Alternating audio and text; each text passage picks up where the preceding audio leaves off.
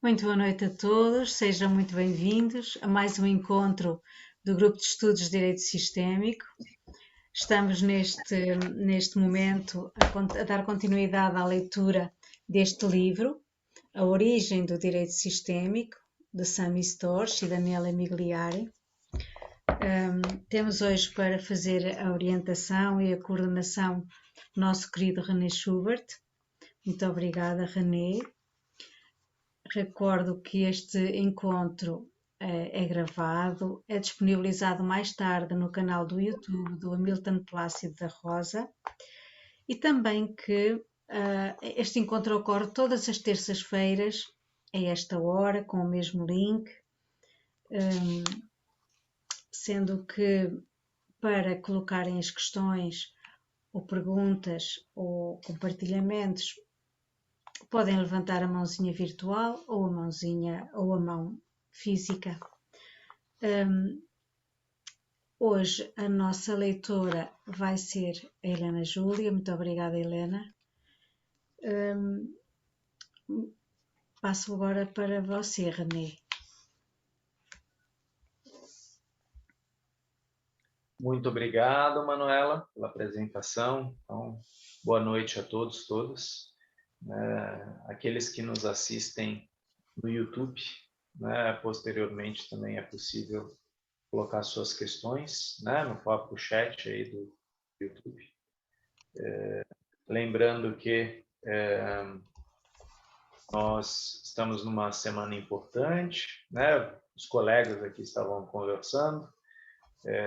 Agora, na quinta-feira, nós vamos ter uma audiência pública, onde vai se falar sobre a constelação familiar, E nós teremos aí a presença do Dr. Sami Storch, da doutora Fabiana Quezada, da doutora Daniele Preckmann e também de Sophie Hellinger, A senhora Hellinger vai estar presente para responder algumas perguntas do Senado em relação à constelação familiar e sua aplicação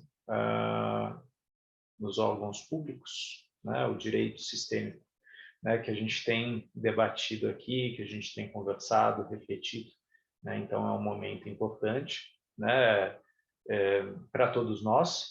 Sabemos que muitos aqui estudam, se dedicam e tomam muito cuidado com o que falam e fazem, mas, como o Dr. Sami tem nos alertado, é importante a gente ampliar essa questão, essa temática, esse olhar crítico e talvez até pensar em uma regulamentação, para que as práticas das constelações familiares não caiam numa banalização ou então sejam feito um mau uso, que acaba prejudicando aqueles que têm um trabalho sério, com as práticas sistêmicas, com as ordens do amor, E como nós vimos também com a aula aí do nosso colega Eurico Rodrigues, as outras práticas, restaurativas, por exemplo, que humanizam o direito, e que possibilitam um olhar diferenciado daquele que se tem até então, talvez um olhar tanto quanto litigioso, combativo. Então, essas práticas, elas humanizam. Isso foi uma coisa que o Dr. Sami sempre preconizou, trazer essa humanização, e que o Bert Hellinger sempre falava, da possibilidade de oferecer uma reconciliação, oferecer paz onde há conflito. É uma caminhada, logicamente sabemos que as constelações familiares não iam passar desapercebidas, que bom, Então estamos todos aqui para refletir, sim, lançar o nosso olhar crítico. E eu até hoje lembro de um seminário do professor João Weser, aqui em São Paulo, onde um colega subiu ao palco e o colega olhou para o João Weser e falou: eu não faço ideia do que é essa constelação familiar e não sei se eu acredito nela. E o João Weser sorriu e ele falou: eu adoro pessoas céticas. O ceticismo é positivo. Tem certas coisas que nós temos que aprender na prática, sentir na prática, e o cético ele levanta questões importantes das práticas, né? E aí ele demonstrou através de um exercício para esse aluno um pouco das constelações, e ele falou: não deixe de ser cético, né? Mantenha um certo ceticismo para você não ser um crédulo, né? Um crente, né? Que coloca aquilo então num patamar de uma idealização que também não é o que a gente quer, né? Eu, como psicoterapeuta, eu costumo utilizar a palavra ferramenta para as constelações familiares. Eu sei que para várias pessoas é outro termo, né? Mas para mim é uma ferramenta. É uma ferramenta, é uma abordagem, sim, como o Beto falava muito bem, é uma postura, né? E ela pode nos levar muito adiante, pode nos trazer muitas oportunidades para olhar os conflitos, mas sim, temos que debater, discutir, estarmos abertos às críticas que a prática recebe. Então, vamos ter vários encontros seguidos também dessa audiência, falando aí um pouco da constelação familiar e do direito sistêmico, que é exatamente o que esse grupo se propõe quando ele foi aí inaugurado por Hamilton Plácido da Rosa e Alice Satin, exatamente um estudo recorrente da obra de Bert Hellinger e de outras obras, para que a gente não ficasse naquele lugar do eu sei isso aqui, eu não preciso de mais nada, e a gente nunca sabe nada. O Bert Hellinger nos mostrou isso várias vezes com a postura dele, aberta, disponível.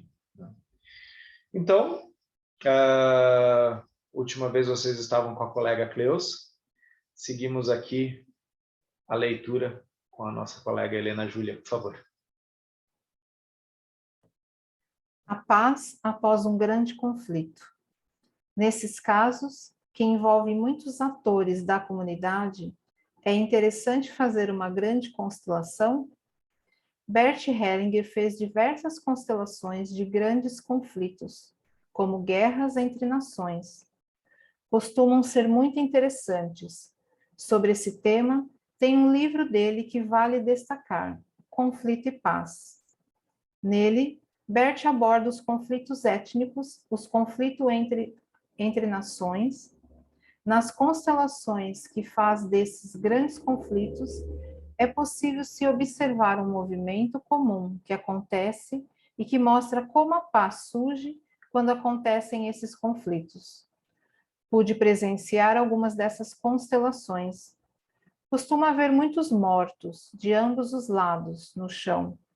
Os mortos de ambos os lados do conflito se juntam. Para eles, não há mais lado. Quando estão mortos, todos eles fazem parte do mesmo destino. E então os vivos olham para eles juntos. E juntos choram pelos mortos, por todos eles. É um movimento forte e profundo. É desse movimento em que os membros de ambos os lados se unem pela dor que surge a paz. E isso independe do grupo étnico ou país ao quais os mortos pertencem. Mortos, não há mais distinção de origem e não subsiste a inimizade. Aos vivos, só resta mesmo chorar pelos mortos. Assim, a necessidade de vingança se desfaz. O rancor, a raiva, o ódio, tudo isso se dissipa quando os vivos choram junto pelos mortos, porque o que realmente cura nesses casos é chorar pelas vítimas. Cuidados importantes na formação e no uso do direito sistêmico. Sami, além do profissional e operador do direito, quem mais pode facilitar o direito sistêmico? Eu vejo que o direito sistêmico é transdisciplinar, não é fechado para uma determinada categoria, assim como ocorre também com as constelações familiares, que começaram no trabalho terapêutico, mas o próprio Bert e outros constataram que não cabem dentro da psicologia, nem se limitam a ela ou ao campo terapêutico. Há muitos psicólogos que adotam as constelações em seu trabalho, em atendimentos individuais ou grupos. Foi no campo da psicologia que se desenvolveram as primeiras pesquisas acadêmicas sobre a abordagem de Bert Hellinger. A primeira tese de doutorado, até onde eu tenho notícias, foi de Ursula Frank Bryson, na Alemanha, mas hoje em dia já existem vários trabalhos publicados, inclusive no Brasil.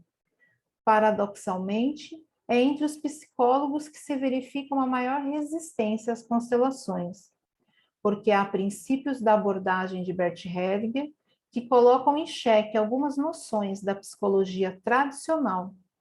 Compreensível, portanto, que psicólogos com extensa formação anterior resistam a tais princípios, pois aceitá-los significaria descartar parte das bases sobre as quais construíram suas carreiras.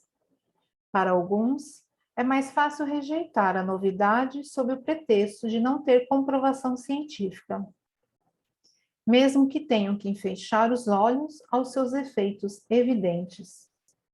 Quais as diferenças mais notórias? De fato, existem métodos da psicologia tradicional que não funcionam nas constelações. Pelo contrário, atrapalham. Por exemplo, na maioria dos casos, não cabe analisar o que acontece numa constelação. A análise racional pode prejudicar os seus efeitos, porque a constelação não acontece na mente. É um movimento que acontece em outro plano, atuando profundamente na alma, no coração. Uma análise mental desse fenômeno retira a força desse movimento profundo, mantendo-a na mente. Na mente, muitas mentiras e distorções já se consolidaram, com explicações convincentes. Quando se trata de acessar níveis profundos da consciência, onde se localiza a ressonância mórfica com o campo coletivo, a resistência à mudança pela via racional é muito maior. Por isso, não cabe enquadrar a constelação familiar no campo da psicologia, menos ainda restringi-la à área da educação, da saúde ou da teoria organizacional, embora seja cabível em todas estas. Se fosse preciso encaixar as constelações em um campo pré-existente de estudo específico, o da filosofia provavelmente seria o mais adequado. Bert Hellinger se considerava um filósofo e, sem dúvida, trouxe relevantes contribuições a respeito de típicas questões filosóficas de todos os tempos. Então, sendo as constelações e a filosofia hellingeriana a base do direito sistêmico, vejo que esse trabalho não deve estar vinculado a qualquer categoria profissional específica. Só um instantinho, Helena. Vou aproveitar essa deixa porque não por acaso é uma coisa que eu vou até apresentar. Amanhã eu vou depois da manhã eu vou estar reunido junto com a professora Isabela Oliveira e também com a professora Renata Pinotti. Nós vamos falar das aplicações, né, da constelação familiar em outras áreas, como, por exemplo, a psicologia e a nutrição. E é muito interessante essa introdução que o Sami faz, né, da transdisciplinaridade, né? E como vocês sabem, eu sou psicoterapeuta, eu sou psicanalista. E sim, né, assim como vocês, eu estudo as constelações familiares e sim, eu as aplico, né, a prática sistêmica. E dentro da psicologia a gente tem uma questão que é bem interessante, né? Na maioria das vezes quando você vai a um psicólogo, muitas vezes se pergunta qual que é a abordagem que ele segue, qual que é a escola que ele segue, né? Então você tem psicólogos que são corporais, que são transpessoais, humanistas, que seguem a terapia comportamental cognitiva, gestalt terapia, psicodrama, psicanálise e podemos falar das abordagens sistêmicas, né? Da terapia familiar sistêmica ou outras sistêmicas, né? E entre essas se enquadra aí aqueles que aplicam também os princípios da constelação familiar em seu consultório, né? Então, é possível? Sim, é possível. A questão é que cada psicólogo, cada psicoterapeuta, ao utilizar uma abordagem, ele às vezes muda a sua visão de mundo e visão de homem. A visão de mundo e visão de homem, proposta por Bert Hellinger, é uma visão fenomenológica. né? Por isso que o Sami faz uma colocação bem clara aqui da questão analítica, né? A gente não está lá para fazer uma constelação e ficar analisando, ficar mentalmente racionalizando o que está acontecendo, por que foi assim, como que foi assim, o que será que, quem foi quem. Não, aquilo é para o cliente, né? E nós esquecemos disso depois, né? Essa é uma postura, né? E é uma postura que algumas abordagens da psicologia têm sim, né? Como, por exemplo, a Gestalt terapia, né? Nós aqui estudamos, né, a autobiografia de Bert Hellinger e sabemos o quanto ele também estudou, né, a Gestalt terapia e a análise transacional de Eric Berne, né? Então, é plenamente possível, mas, como o Bert conta no livro dele, ele começou sim na psicoterapia e havia sim um projeto, né, de incluir as constelações dentro das psicoterapias, né? Aí vocês viram o furdúncio que deu, as brigas que deram, os ataques que tiveram. E Bert Hellinger falou, não, é uma postura filosófica. A constelação familiar é uma postura filosófica. E ele foi mudando um pouco o rumo disso, né? O Dr. Sami bem colocou, o primeiro doutoramento em constelação familiar é da psicoterapeuta Ursula Frank Bryson, né? E esse é um livro que nós temos aqui no Brasil, publicado, que chama O Rio Nunca Olha para Trás. Aliás, um livro fundamental para nós sabermos as bases, dentro da psicologia, das constelações familiares.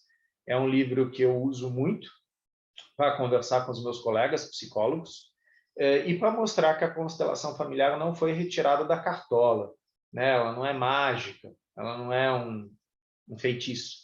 Ela tem um embasamento, né? Então, ela tem um embasamento, sim, na teologia, sim, na pedagogia, sim, nas psicoterapias, sim, na filosofia, né? E conforme a gente vai lendo a autobiografia de Bert Hellinger, a gente vai entendendo por que tantas bases.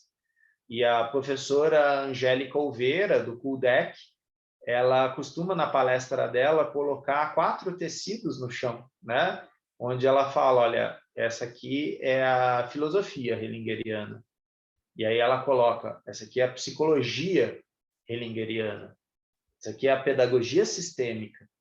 E aí, por último, ela coloca o direito sistêmico, né? Ela fala dos grandes campos, né? Aí onde a constelação familiar atua, mas a constelação familiar não é direito, ela não é pedagogia, ela não é filosofia, ela não é psicologia. Ela transita por estas áreas, ela complementa, ela traz algo por essas áreas, a partir da experiência. Então, realmente, né, conversando com a doutora Tatiane Colombo, ela falou, é difícil a gente explicar para os nossos pares, né, ela como juíza, né, como uma operadora do direito, é difícil explicar para os nossos pares as constelações. Então, muitas vezes, nós os convidamos para vivências. E não falamos necessariamente que são constelações, são práticas sistêmicas, baseadas nas ordens do amor, baseadas nas ordens da ajuda.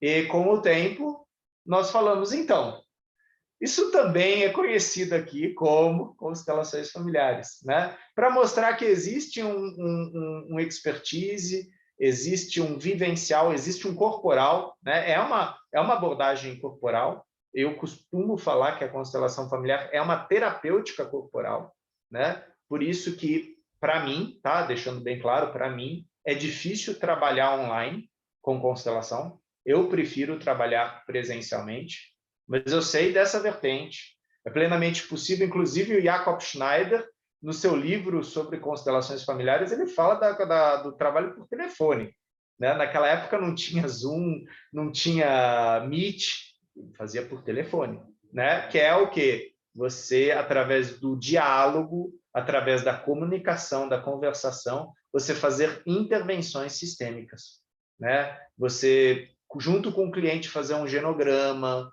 você fazer uma visualização, uma meditação, que eram coisas que o Bert Hellinger fazia, né? Mas é aquela coisa, é uma vivência, passa pelo corpo do cliente e isso tem um efeito sobre ele.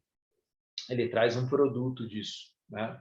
Agora, realmente, a gente pegar a constelação e transformar ela no método analítico, no método do racional, no método estatístico, isso nunca foi a intenção de Bert Hellinger, e esta não é a postura de Bert Hellinger, né? E eu provavelmente imagino que a Daniela Migliari e o Sami vão abordar isso agora na próxima parte, que vai para a filosofia. Eu só quis fazer esse parênteses por causa da questão da psicologia, né? Porque isso é muito comum perguntarem, mas psicólogo pode estudar as constelações familiares? Claro que pode, né? É uma abordagem, né? Mas constelação familiar não é psicologia. Não, não é.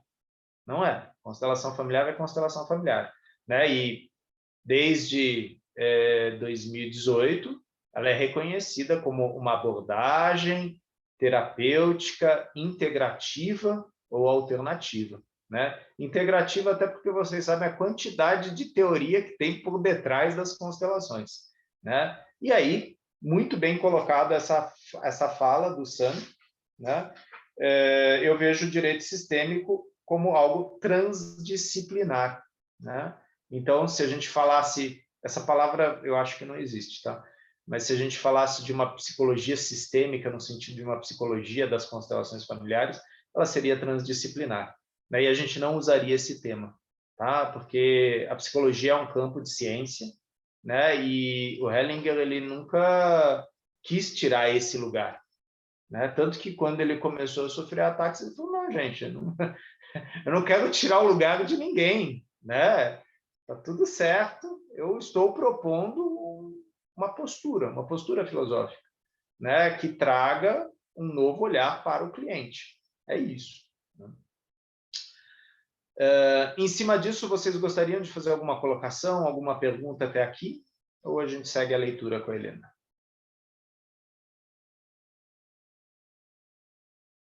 Ok. Helena, por favor. O campo do direito também tem bases muito ligadas à filosofia, correto? O direito, desde os tempos antigos, tem base na filosofia. Muitos dos pensadores que influenciaram a evolução do direito eram filósofos, e não bacharéis em direito. Ocorre que, ao longo do tempo, assim como aconteceu com outros campos do conhecimento, o direito foi apropriado pelos bacharéis, o que, aliás, é natural numa academia, onde se especializam os estudiosos do direito, os homens da lei. E isso não é de hoje. Antigamente, entre os hebreus, os homens da lei eram os rabinos. Era a lei de Deus. Mas os rabinos, homens da lei, é que eram os mediadores, os juízes, os mestres. Em se tratando de direito sistêmico, realmente é algo que não pode ser apropriado por uma determinada categoria. Hoje, o sistema judiciário brasileiro se abriu para uma multidisciplinaridade. Isso é uma realidade.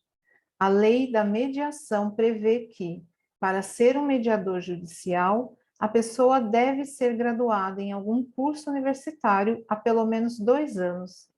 Significa que o mediador pode ser uma pessoa formada em administração, psicologia, comunicação ou qualquer outro curso superior. Ele não precisa necessariamente cursar a faculdade de Direito. Aliás, há alguns temas específicos para os quais somente a abordagem do direito não é suficiente. Talvez nem seja o conhecimento mais importante. Certas questões empresariais e financeiras, por exemplo, podem ser melhor dirimidas por árbitros especialistas no ramo profissional de que se trata. Um juiz togado dificilmente terá a mesma capacitação. Nestes casos, é mais vantajosa a arbitragem, que também constitui uma das portas do sistema multiportas, ou pode ser convencionada pelas partes por meio de uma cláusula no contrato, a cláusula arbitral, que já estabeleça de antemão que qualquer eventual controvérsia será resolvida por determinada câmara arbitral especializada. Então, o árbitro não precisa ser formado em direito. A depender da questão, numa arbitragem empresarial, por exemplo, Um contador é um profissional muito mais adequado para dar uma sentença arbitral. Sim, é um campo de atuação muito amplo. Pois é, desse modo, o direito perdeu esse monopólio. Não existe mais esse monopólio do especialista em direito, e só em direito, porque a formação jurídica não é suficiente para que alguém se torne um bom mediador, conciliador ou árbitro em todos os casos. Atualmente, nas escolas de magistratura, durante a formação e nos demais cursos ministrados para juízes, existe o reconhecimento da necessidade da interdisciplinaridade e um foco no oferecimento de cursos interdisciplinares. Assim, o direito sistêmico é algo que pode servir a todos. Pode servir, por exemplo, a pessoa que quer lidar melhor com os próprios conflitos com a sua família, com os seus sócios, ou a um empresário que queira estudar o direito sistêmico, objetivando entender melhor como as relações de trabalhos e societárias funcionam para obter mais eficiência em sua atividade empresarial. A mesma ciência das constelações familiares se aplica ao direito sistêmico, mas, nesse caso, com viés de resolução de conflito e dentro do campo jurídico. Tudo isso traz uma força própria para o campo de estudo. No curso de Direito Sistêmico, temos profissionais da área jurídica, bem como de áreas correlatas, psicólogos, assistentes sociais, servidores de tribunais, IMPs, mediadores em geral.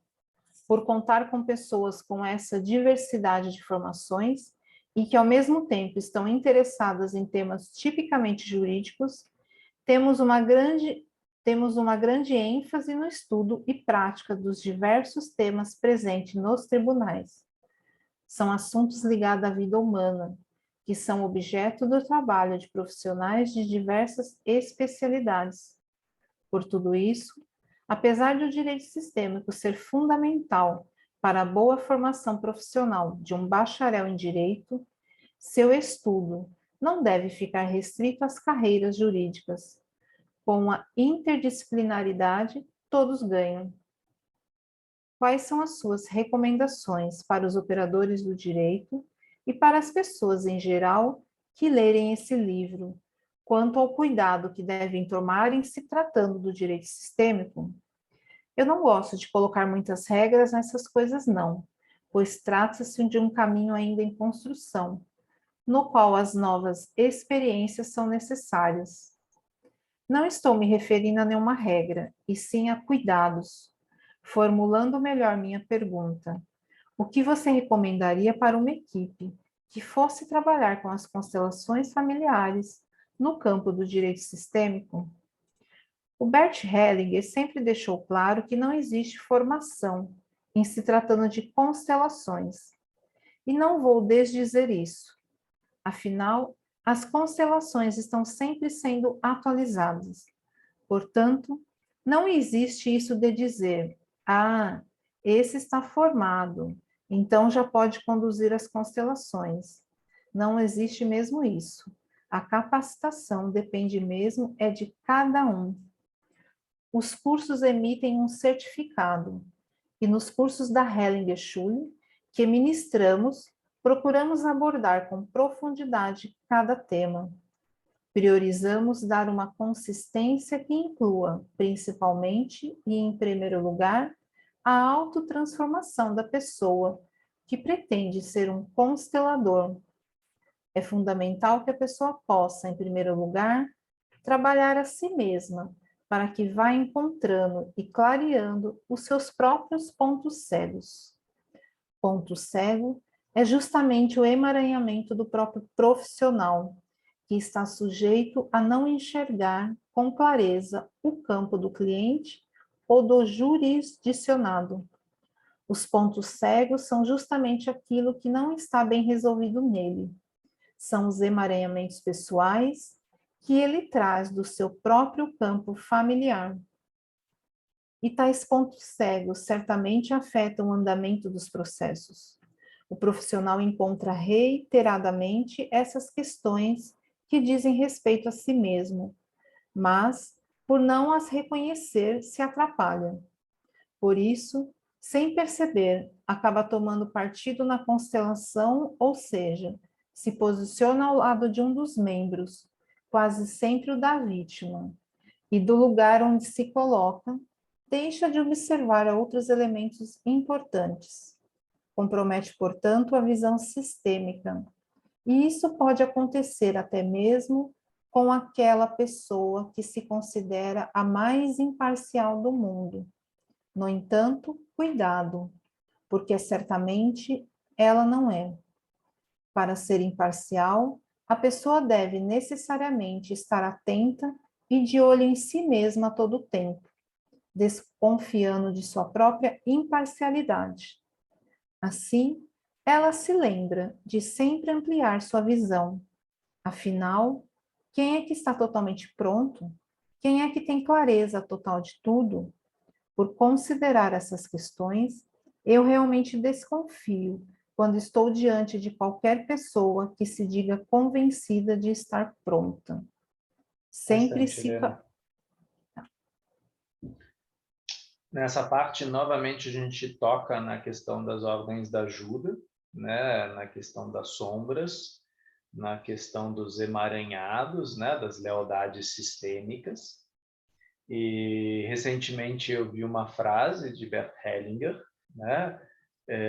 Aquele que julga toma partido, né? E Bert Hellinger sempre nos dizia como entrar no campo sem intenção, sem julgamento, sem medo, sem amor, né? É muito complicado quando eu, como facilitador, eu escuto o meu cliente e talvez, né, eu tenha prolongado um pouco demais a entrevista e eu comecei a colocar categorias nos membros familiares e eu julgo saber o melhor para o meu cliente. Eu julgo saber qual que é o caminho, qual que é a solução para ele. Imediatamente eu estou tomando partido. Por exemplo, mas com uma mãe dessas, Manuela, coitada de você. Com um pai desses, Manuela, seu sofrimento é justificado. Imediatamente já tomei partido, né? Facilitador já se colocou contra o pai da Manuela, contra a mãe da Manuela e contra a parte do sistema da Manuela, né? Sendo que nós sabemos pelas constelações que tudo tem uma razão. E a gente não está falando de uma razão lógica. Assim como a gente, quando fala de amor, não está falando do amor romântico. A gente está falando do amor que vincula, do amor do pertencimento. E só no campo que a gente percebe quais são os amores que atuam naquele sistema. Quais são os contratos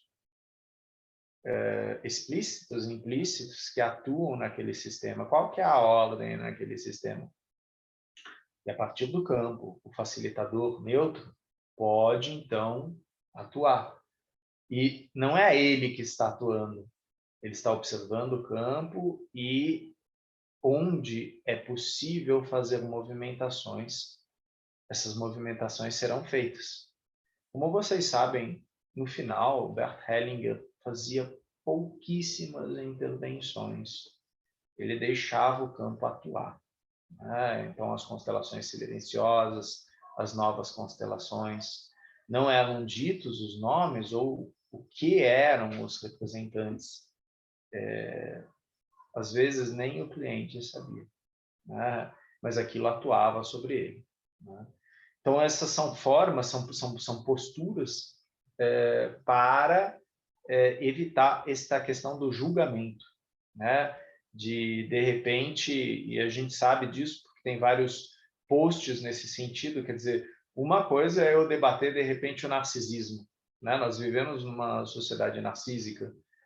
Sim, existem pessoas narcísicas, existem papais narcísicos, existem mamães narcísicas. Só que ultimamente tem tido uma enxurrada de mães narcísicas na rede, né? No Instagram, no Facebook, nas constelações.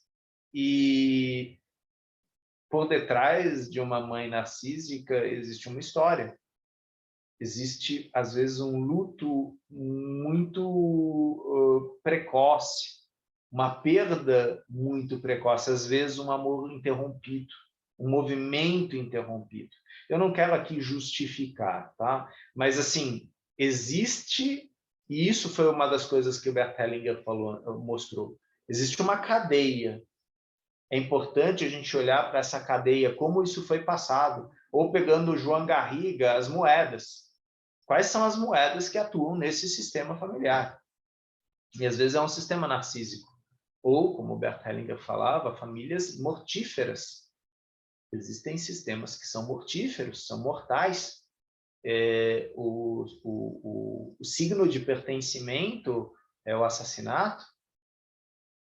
E é complicado isso, né? Quando ele falou isso aqui no Brasil, ficou todo mundo em silêncio, respirou pesado, porque é uma temática pesada e ela nos toca a todos, né? Tá, vou falar. Não toca a gente, toca todo mundo lá fora. A gente não tem essas coisas, né? Nós somos seres super evoluídos, né? Esse é o perigo, né? De repente, o facilitador se coloca como melhor, né? E, putz, eu vou então ajudar o sistema do meu pobre paciente, do meu pobre cliente mediado, porque a coisa dele não está boa, né? E foi muito interessante, Eurico, quando você falou da justiça restaurativa, porque tem essa postura também, né? Quer dizer, apesar do que foi feito, né, existe aí uma história por detrás do criminoso, por detrás do perpetrador, e nós vamos olhar para isso também, e vamos permitir que ele olhe também para o outro lado, o lado da vitimado, o lado que foi lesado. E será que é possível, a partir daí, esses dois seres humanos olharem um para o outro e falar, ó, não foi legal, mas, ok, eu tô sentindo de outra forma, eu estou absorvendo isso de outra forma. Como o caso que você contou aí da senhora que perdeu a TV de tubo. Esse caso vai ficar agora na minha memória, Eurico. Eu vou ficar com essa mulher da TV de tubo na cabeça, né? Importante isso, essa forma, essa postura humanizada e, ao mesmo tempo, sem julgamento, né? Então, o que o Sami está falando aqui é para todos nós, né? Como eu entro nesse campo sem esse julgamento, né? E por isso, novamente, a importância de longo trabalho, tomar muito cuidado em que esfera eu levo isso, né? Porque tem esferas que vão ser, né? E a gente viu isso também com o Eurico, vão ser do julgamento, vão ser do litígio, vão ser do conflito, né? Vocês querem fazer mediação, vocês querem fazer justiça restaurativa, constelação em outro lugar, não é aqui não. Ok? Ok, entendemos, esta é a ordem, né? Da mesma forma como na psicologia vocês têm abordagens, né, que são mais fenomenológicas, e vocês têm abordagens que são, por exemplo, confrontativas, que provocam o cliente, o paciente. São posturas, são abordagens. E, novamente, vão ter clientes que vão se adaptar muito bem a isso. Vão buscar esta abordagem. E vão ter outros que vão procurar outras abordagens, né?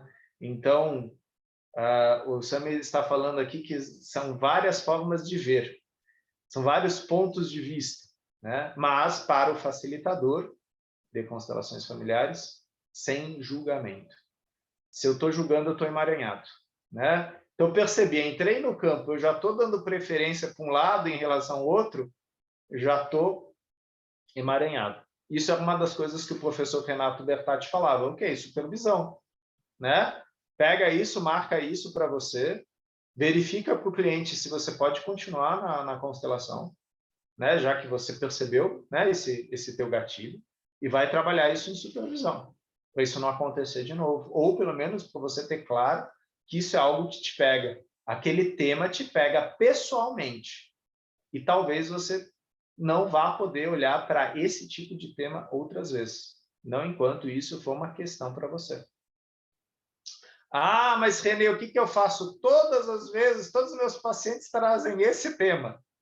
Isso não é por acaso, tá, gente? Os nossos clientes, eles são escolhidos a dedo, exato. né?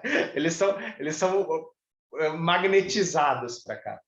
Então, à medida que eu for me trabalhando, que eu for me elaborando, eu vou trazer também benefício para os meus clientes. Mas eu preciso estar aberto para isso, né? Agora, se eu me fechar na postura, não, eu sou terapeuta, eu sei, você é o cliente, você não sabe, eu não sei nada, né? Eu vou estar numa postura de soberba, e isso é uma das coisas que Hellinger fala bastante no Ordens da Ajuda, né? Tomar cuidado com essa soberba, essa prepotência, né? Eu sou facilitador, eu sou constelador, né? Eu curo sistemas familiares. Não, peraí, calma, né? Vamos dar uns 3 passos para trás, respirar fundo, né? Tentar escutar de novo esse cliente, né? Sim, tem pontos que ele vai falar que vão tocar em mim.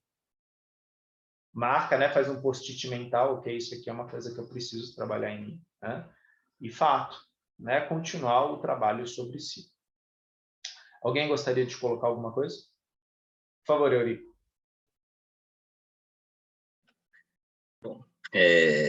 Bom, só para a gente ilustrar mais um pouquinho, né, esses meios, essas práticas consensuais de solução de conflito, elas são muitas vezes vistas por muitas pessoas, por desinformação, como um absolução, abolicionismo, engasguei na palavra, abolicionismo penal, ou seja, não se trata de você passar na mão na cabeça do causador do ato. A gente precisa sempre lembrar, assim, que existe um ordenamento jurídico, né, que a gente está submetido a ele, e que em todos os casos, esse ordenamento jurídico, a pretensão é que ele seja cumprido.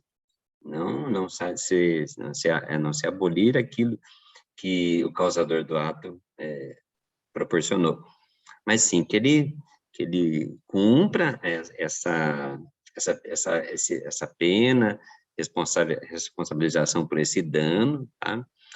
Mas as práticas são voltadas para outro plano, para outra dimensão. Não se tratam de abolir aquilo que aconteceu, né? Mas eu queria aproveitar também, no início da nossa conversa, e gostaria que você compartilhasse com a gente como que o René Schubert, ele vê a aplicação das constelações familiares dentro do ambiente judicial. Como que você percebe que pode ser utilizada na prática? Como que você sente isso, René? Eu estou com um caso aqui, Eurico, né, que inclusive é muito parecido com muitos dos textos, né, que o Sami fala, né, um litígio, né, entre um casal, né, uma separação litigiosa. Não existe uma disputa de guarda, porém a criança é colocada em questão o tempo todo, né? E essa criança ela está sofrendo. Então essa criança, quando ela chegou no meu consultório, ela chegou com sintomas desse conflito, né? Então bem aquela coisa, aquela imagem que a gente tem de um puxando para o lado e para o outro e a criança rasgando, né? Da cisão psíquica. A criança em questão, até por ser uma menina, ela está pendendo para o lado materno, até porque ela se identifica com a fragilização da figura materna. E ela entra logicamente, rechaço, raiva da figura paterna, e isso causa sintomas nela. Bom, resumindo, né, como é que eu vejo isso, né? O psicólogo, ele entra, às vezes, como aquele que faz o laudo, né, que fala, meu cliente está assim, assim, assado, mas também, e aí a questão da constelação familiar, quando você tem a oportunidade de falar com os dois, né, e o psicólogo tem essa oportunidade de falar com o pai e com a mãe, né, não na frente do juiz, mas no consultório, de trazer essa imagem que Bert tanto nos falou, Sophie tanto nos falou, Sami tanto nos falou, das consequências de uma separação litigiosa para o corpo da criança, para o psiquismo da criança, para a sexualidade da criança, né? Ou seja, a gente está falando de um trauma, né, que pode interferir no futuro dessa criança, como ela vai se relacionar, né?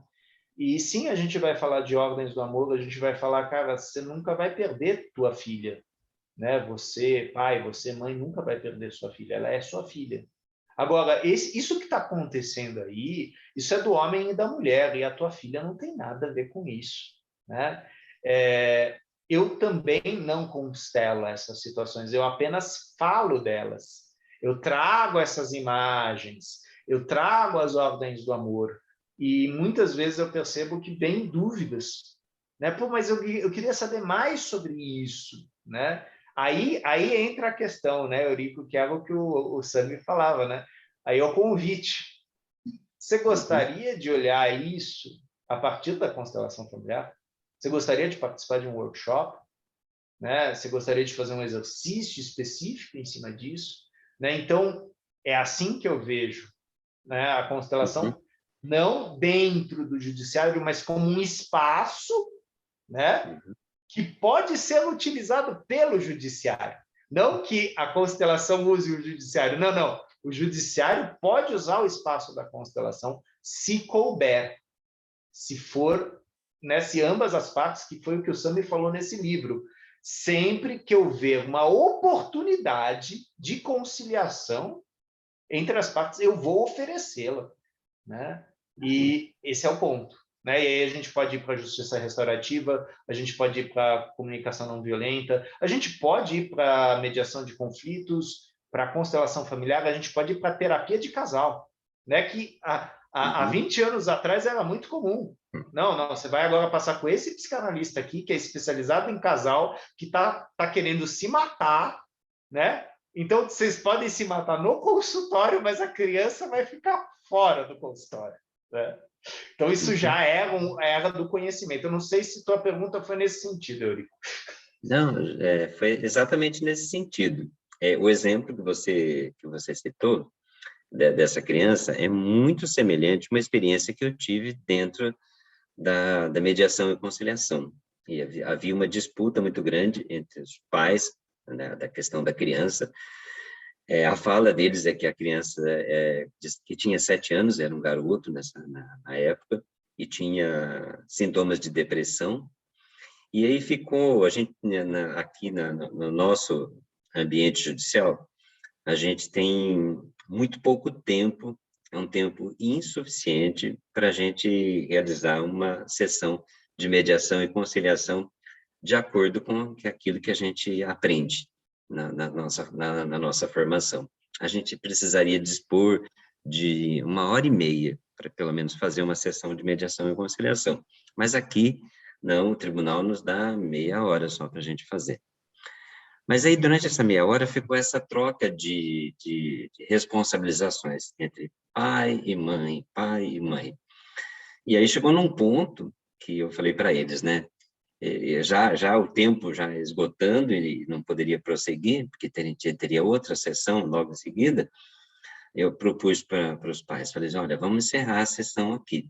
E usei exatamente as ordens do amor, para explicar para esses pais que quando a criança ia para a casa do pai, e o pai falava mal da mãe, ela estava falando, né, o pai estava falando de 50% mal da criança. Aí inverte o papel, a criança vai para a mãe fala mal do pai, a mãe está falando do outro 50%. Eu falei, então, para eles, eu que convidei eles a refletirem, falei, então vocês reflitam como é que a criança se sente. Ela não é boa, ela não é certa, né? Porque um está falando de 50%, o outro está falando do outro 50%, vocês esperam o quê? Não é? Embora fosse isso dentro de uma sala do fórum, né?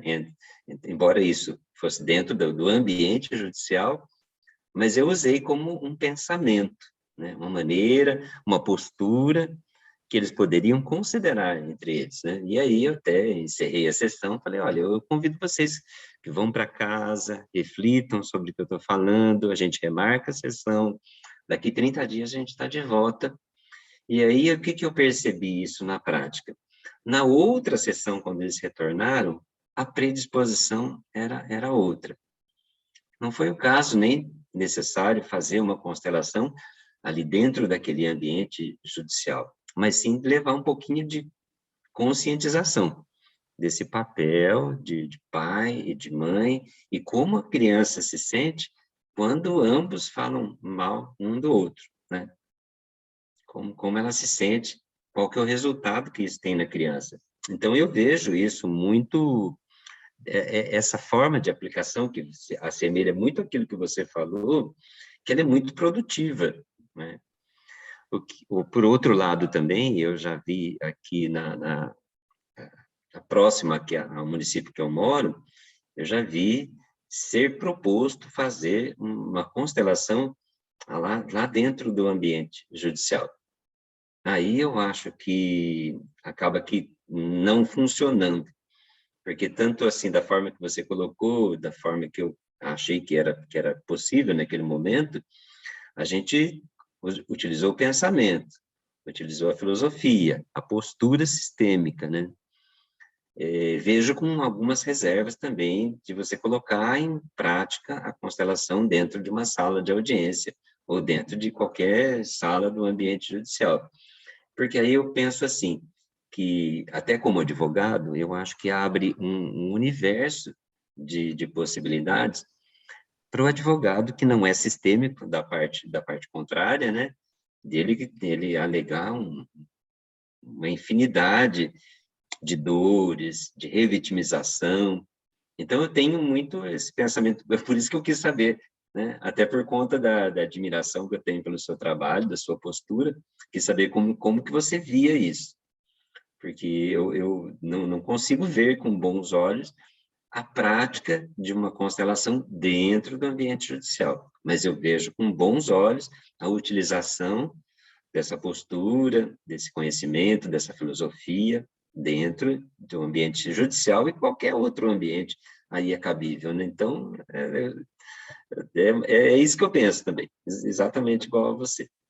Eu acredito que esse é um tema essencial de a gente discutir e rediscutir muitas vezes, né? Porque isso não está claro, né? Apesar do Sami ter deixado claro, né? O Sami, ele convidava para um outro espaço, quer dizer, ele dava uma palestra, explicava as ordens do amor, e aí tinha um outro espaço onde aconteciam as constelações, mas não era lá, enquanto ele, juiz, né, fazendo constelação, não, né? Era outro espaço. Agora, é importante debater isso, por exemplo, se a gente pega Você é um de Nós, de Mariane Frank, né? E deixando claro, né? Tanto o Sami como eu, a gente teve aulas com Mariane Frank, ela não constelava dentro da escola. Por quê? Bom, primeiro, são crianças, né? Constelação é lugar de adulto, né? De criança. Ela fazia exercícios, ela levava também a noção das ordens do amor para as crianças, ela trabalhava com pais também o pensamento sistêmico, os exercícios, ela não constelava com os pais. Porque você está saindo do seu lugar, né? A Mariane Frank era uma professora, era uma educadora sistema, mas era uma professora. A Angélica Oliveira, ela deixa bem claro, né? Ela no CUDEC, né? Que é um lugar fantástico. Tá, você tem a escola, ela é baseada num pensamento sistêmico, tal. Tá, então o aluno precisa constelar. Não, primeiro ele vai passar pela coordenadora pedagógica, que geralmente é uma psicopedagoga, psicóloga, e ela vai avaliar. Se for o caso de constelar, ela vai chamar papai e mamãe. Ó, vocês acham que é adequado isso acontecer? Né? Uma constelação, por assim dizer, sim ou não, tal. E aí tem um espaço para isso. Né? Então, ela não vai constelar lá na sala de aula. Ó, o amiguinho Eurico tem uma questão, gente. Quem vai representar o amiguinho Eurico? Não, não é assim. Né? E a Angélica Oliveira deixa claro, muitas vezes apareceram questões na reunião de pais. E o que ela fazia? Falava, olha, isso aqui é uma dinâmica da sua família. Conversa com a nossa coordenadora. Se for o caso, vamos ter um workshop semana que vem. Sim, é no espaço da escola, mas é um outro espaço, não é um espaço de aula. É um espaço onde acontecia a constelação. Mesma coisa em empresas, né, Eurico? A gente sabe que os empresários vêm a nós, né, nos workshops. Existe constelação in company, mas para você chegar nisso, Você fez todo um trabalho com o diretor, com o CEO, o CFO. Geralmente você vai trazer os representantes, os seus representantes para dentro da empresa, para preservar o cliente interno, né? Porque você não quer expor o cliente interno, né? Então tem uma série de cuidados, né, para isso acontecer, né? E sim, no direito também isso precisa ser debatido e a gente ainda não tem, né, um manual, né, como proceder. Apesar de que, se a gente pega os livros, né, de Bert Hellinger, se a gente pega os livros do Jakob Schneider, eles dão diretrizes, né? O Jakob Schneider fala até da importância dos bonequinhos da constelação individual serem neutros, né? Ele fala, olha, não é para eles serem especiais, né? Eu já vi gente que constela, tem a morte, tem o Superman, tem a Mulher Maravilha. Tá bonito, gente, mas aí você entra no roleplay game, você entra você entra num conto de fadas. Isso é outra coisa, né? Jakob Schneider fala, olha, o boneco Playmobil neutro. Ó, esse aqui é menina, esse aqui é menino. E a gente sabe que o nosso cliente não segue isso. Porque às vezes ele mostra para a menina e fala, esse é o meu papai. E ele olha para a mamãe e fala, o masculino, esse é minha mamãe. Então, ele já está falando de características, às vezes, do masculino e do feminino, que, na visão dele, naquele momento, ele está introjetando de uma forma ou de outra, né? E aí, logicamente, cabe ao facilitador, ele sendo psicólogo ou não, ou a abordagem que ele usa, interpretar isso ou não. Na maioria das vezes, você não precisa interpretar isso, né? Porque o cliente já está no campo, ele já está trazendo as temáticas, né?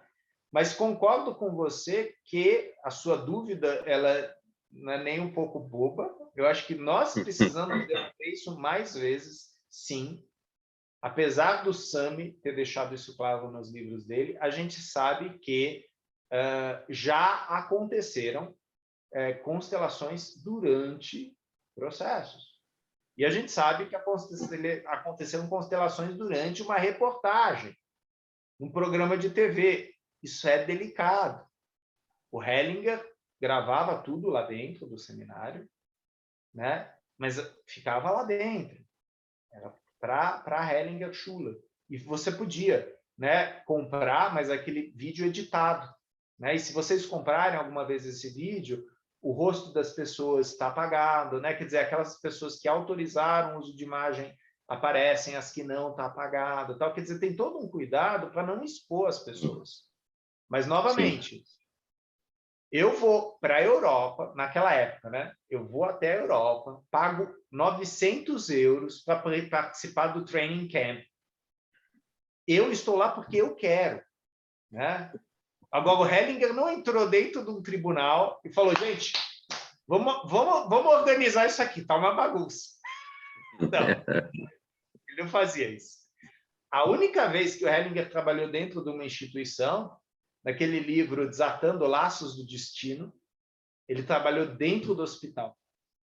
Os 3 diretores médicos do hospital convidaram o Bert Hellinger para fazer esse trabalho, separaram um saguão de eventos e ofereceram isso para quem quisesse participar daquele evento.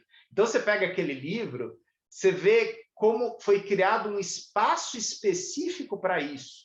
Ninguém era obrigado a ir lá.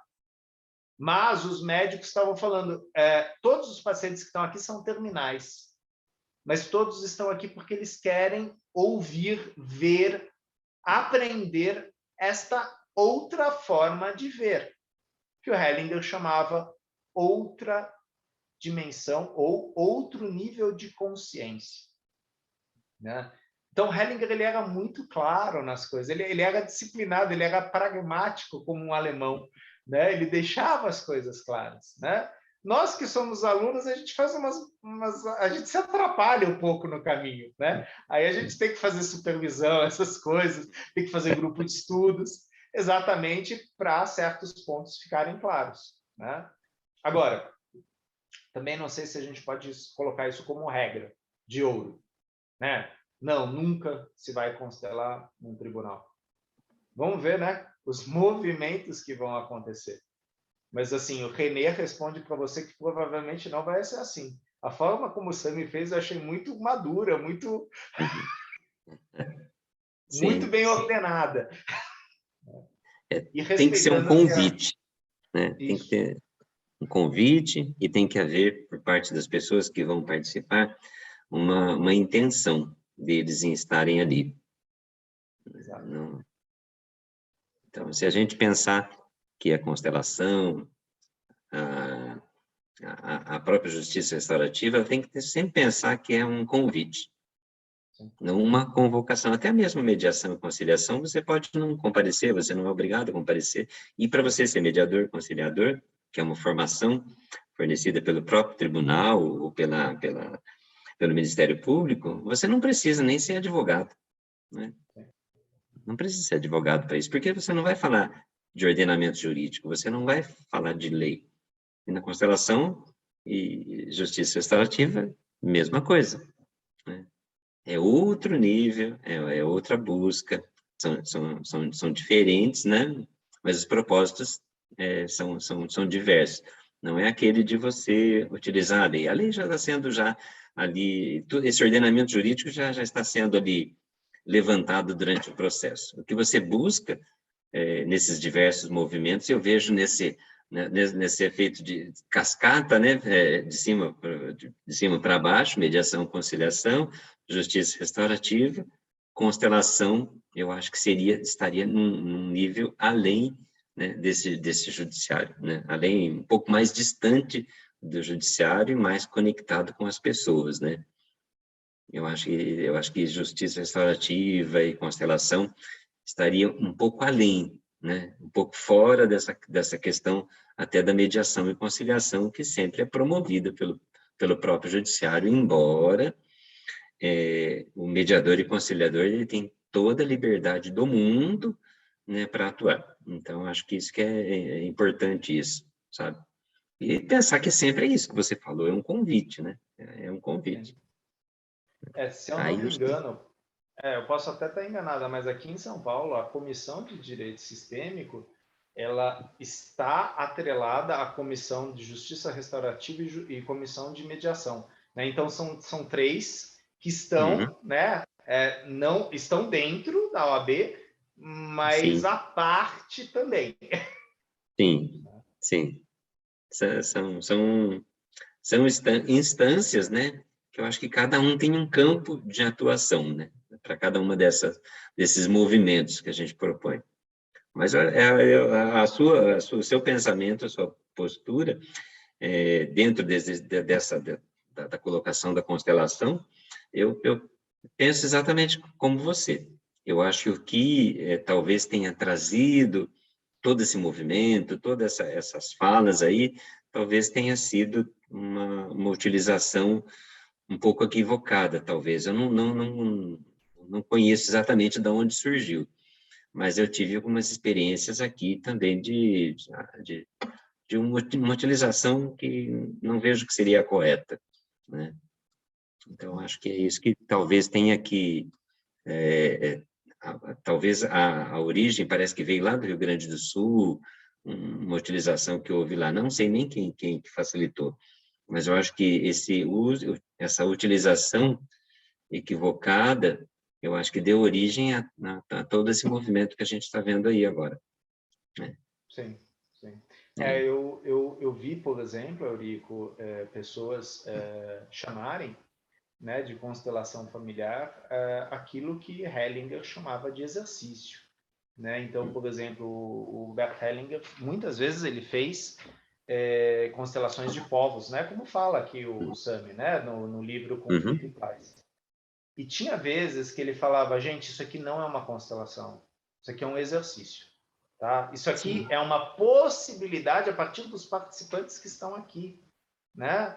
Uhum, Então, existe, inclusive, no psicodrama, uma clara distinção em relação ao campo, né? Porque o Moreno chegava, ele percebia que havia algo lá, mas ele não entrou muito nisso. Mas ele falava, por exemplo, do roleplay, né? O roleplay é você entrar numa encenação, você não tem um script, mas você entra num lugar, né? Você é um pai severo, E toda vez que você entra em cena, você é o pai severo, e aquilo vai causando, num cliente específico, que é meio que, não vai cobaia, né? Mas ele é o elemento central do roleplay, ele vai reagindo, né? E ele é pesquisado naquele momento, né? É possível fazer isso no campo? É, mas não é constelação isso. Eu quero olhar para Dom Pedro I. Tá, isso é mais um roleplay, né? É mais uma encenação. Existem informações do campo, sim. Mas eu não posso, como facilitador, falar, então, gente, tá vendo? Por isso que o Brasil é assim, né? Dom Pedro I. Gente, né? Não é isso, não. Para isso a gente tem Darcy Ribeiro, para isso a gente tem, como chama? Sérgio Buarque de Holanda, né? Historiadores, né? Que foram atrás de dados, que levantaram hipóteses, né? Ok? Né? E, logicamente, nós, facilitadores, nós fazemos um estudo histórico também, e pelos exercícios podemos fazer. A gente só tem que tomar cuidado para não chamar tudo de constelação, né? Porque se a gente está lá com a razão, analisando os eventos, isso não é constelação. Não é constelação. Eu sempre falo para colegas que criaram um trabalho diferenciado e chama de constelação. Eu sempre falo para eles, olha, mesmo que você crie um trabalho diferenciado, que seja semelhante, dê o seu nome para esse movimento, porque aí deixa de ser a proposta da constelação familiar. Isso que eu percebo que tem sido muito comum acontecer. E eu acho que é preferível que a pessoa chame, que ele crie um nome lá, constelação xamânica, constelação da natureza, ele dê outro nome para isso, mas não aquilo que é a essência da constelação familiar. Acho que a gente precisa estar muito voltado para essa raiz, né, para essa essência da constelação, para a gente poder dar esse nome e chamar de constelação, né? Senão, aí a coisa aí degringola, né? Sim, que foi uma coisa muito legal que o Franz Rupert fez, né? Quando ele percebeu, né? Franz Rupert é psicoterapeuta, tem um trabalho super sério, mas quando ele percebeu que assim a intenção dele era mais voltada para a psicologia do que para a constelação, mas tinham ferramentas na constelação que ele achava interessante, ele mudou o nome para IOPT, né? E é fantástico. Fantástico. Né? É fantástico. Genial. Mas ele deixou claro, falou, ó, até aqui eu segui a Hellinger, aqui é o meu trabalho. E sim, meu trabalho também bebeu de Hellinger, mas bebeu de Bowie, de outros filósofos, psicólogos da psicanálise. Então, eu estou fazendo aqui não um muro, mas assim, uma separação clara, teórica, para que as pessoas saibam que eu não estou fazendo segundo Bert Hellinger, né? Que essa era uma coisa que meu professor, o Peter, falava bastante, né? Nós fazemos constelações familiares segundo Bert Hellinger, e nós ensinamos segundo Bert Hellinger. E o Peter, na época, falava gente, tem outras formas de fazer constelação, tá? Mas segundo Bert Hellinger, nós oferecemos aqui, né? Então,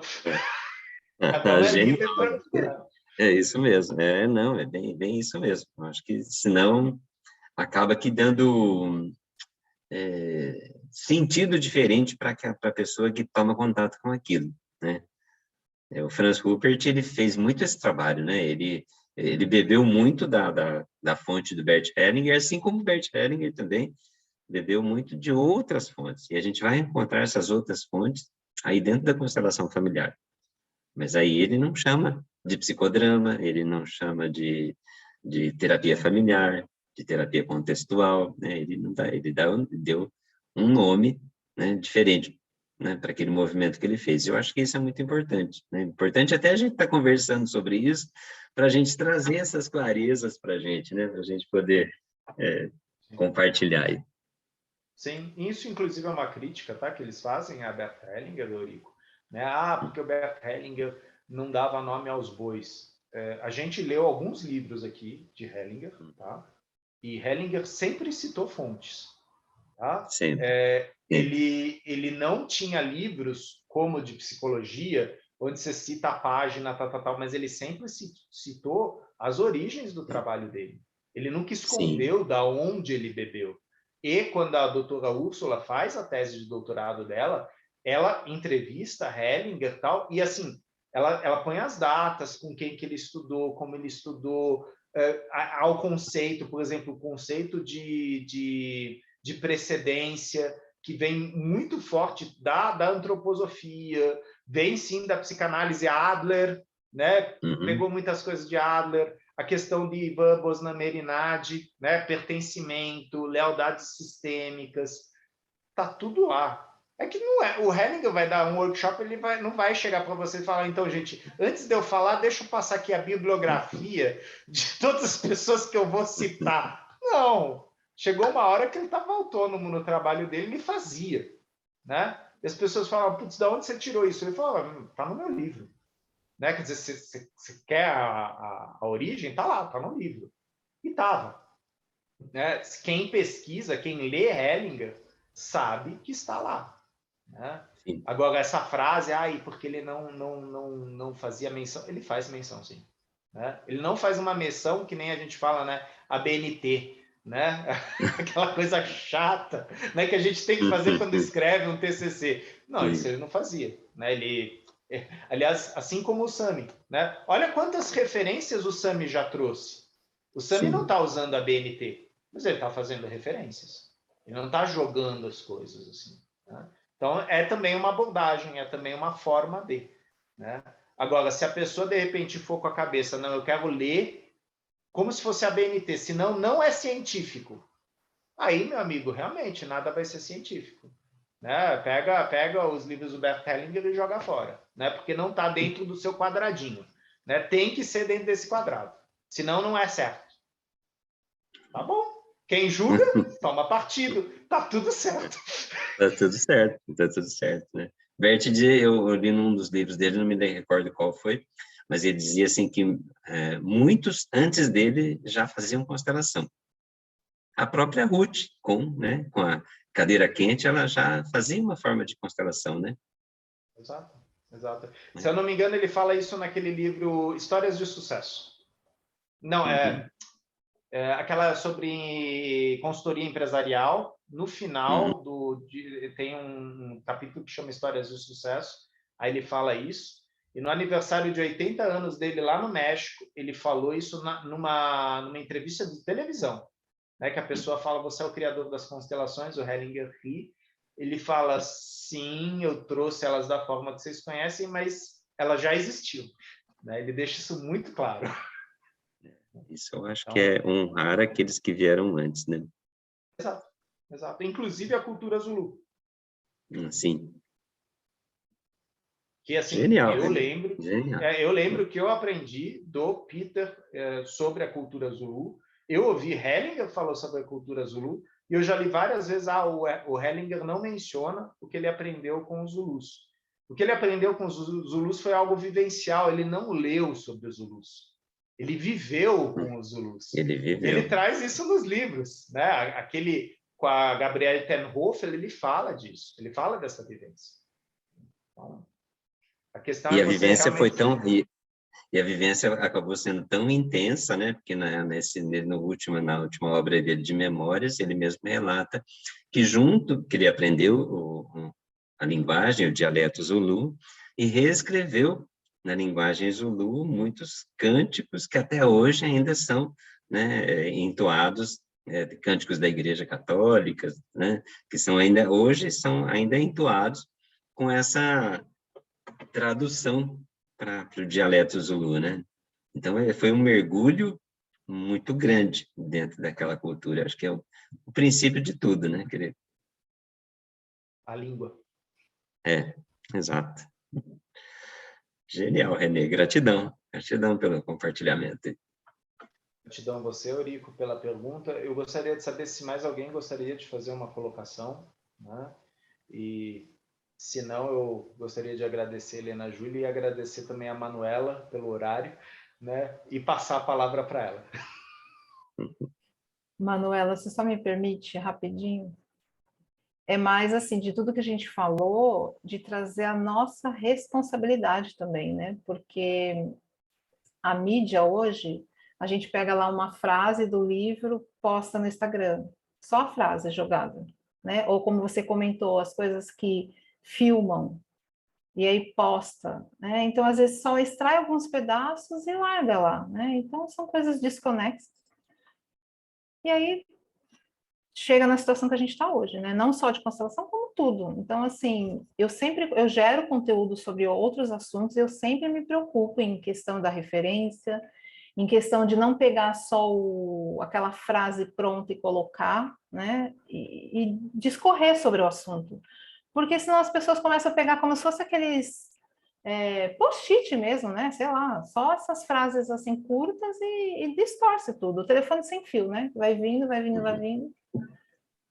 Então, para a gente também, né, como profissional, como estudante, de passar isso de uma forma responsável, né? É isso. E são erros que a gente comete, né, Helena? Eu recentemente vi que durante um exercício sistêmico foi tirada uma foto, né, e foi postada na mídia, né? E aí eu cheguei para a pessoa e falei, olha, por favor, retire, porque está totalmente fora de contexto, né? As pessoas que vão ver aquilo lá não sabem o que aconteceu, como aconteceu, por que aquela pessoa está lá chorando. Tem certas posturas de uma constelação familiar que são pesadas, são difíceis, né? Elas impactam, né? Então, sim, somos responsáveis, não é a tua mídia social, né? Você que está postando, então você é responsável sim por aquilo. Ah, não, mas não sou eu. Tá, mas você que postou, meu amiguinho, né? Então, isso foi uma coisa que sim, o Hellinger tinha esse cuidado, né? A gente tem muita coisa online, algumas coisas vazaram, né? E estão aí, né? Mas o Hellinger sempre deu preferência para que as falas dele fossem para YouTube, etc., não as constelações, né? Porque as constelações é aquela coisa, você não tem o contexto todo, você não sabe por que aquele tema está sendo colocado, né? Ou como o Eurico colocou da cadeira quente, né? Como foi esse processo, né? Do cliente se implicar e trazer, olha, é isso que eu quero olhar, como eu quero olhar. Ele está falando dele. Esse é o recorte que ele está trazendo. Né? Ah, não, porque o Hellinger falou que um alemão não pode casar com uma judia, ele é nazista. Realmente, você pegar a frase assim, né? Ah, um alemão não pode casar com uma judia. Cara, isso ele falou especificamente em uma constelação, né? Que a gente leu aqui no grupo de estudos, né? Se eu não me engano, foi no Ordens do Amor, né? Então, é um caso, não é uma verdade, não é uma verdade absoluta para todos, né? Mas, como você falou, qual é a minha responsabilidade quando eu posto? E sim, nós facilitadores temos que tomar cuidado. Eu tento tomar esse cuidado, sim, né? Porque vira e mexe, a gente recebe um texto e a gente fala, nossa, isso é tão Bert Hellinger, só que você não encontra. E aí talvez não seja do Bert Hellinger, né? Teve uma vez que eu postei uma poesia linda, Chico Buarque e tal, postei, e aí teve uma pessoa muito simpática que virou para mim e falou, Renê, isso daí não é do Chico Buarque, isso é da Marta Medeiros, né? Batata, fui fazer a pesquisa da Marta Medeiros, né? Troquei, pedi desculpas, tal, porque é fato, né? Dá para a gente consertar. O problema é a gente continuar no erro. E isso sim é uma responsabilidade de facilitadores, né? O Bert Hellinger sabia dessa responsabilidade, por isso que ele publicou tanto livro. Ele teve a coragem de publicar tanto livro, porque está lá a palavra dele, está lá a pessoa dele, ele está sangrando no livro. E Sami também, né? Quer dizer, se alguém quiser atacar ele, ó, aqui, né? Isso aqui é um ato de coragem. E também percurso, né? O Sami não está falando de uma coisa que ele acha, ele está falando de uma coisa que ele viveu, que ele estudou, que ele referenciou, né? Que ele acompanhou pessoas, as melhores pessoas possíveis, para poder estar falando disso nesse livro, junto com a Daniela Migliari, que é outra que também não dá ponto sem nó. Ela é uma pesquisadora, ela é extremamente cuidadosa nas referências que ela faz, né? Então, essa postura que, sim, nós devemos copiar, né? Esse cuidado, essa responsabilidade com a palavra, com o gesto, com a vivência. Obrigado por ressaltar isso, Helena. Manuela, por favor. Muito obrigada, René, por todo esse conteúdo que nos entregou, por todas essas observações tão oportunas nesta altura que estamos a vivenciar, não é? De olhar para aquilo que pode ser melhorado no campo das constelações. Muito obrigada. Muito obrigada, Helena Júlia, também pela sua leitura. Despeço-me de todos com amizade até à próxima terça-feira. Uma boa semana para todos. Uma boa noite. Tchau, boa noite. Tchau, boa noite. Boa noite. Com licença. Tchau, pessoal. Boa noite. Até terça. Boa noite. Obrigada, boa noite.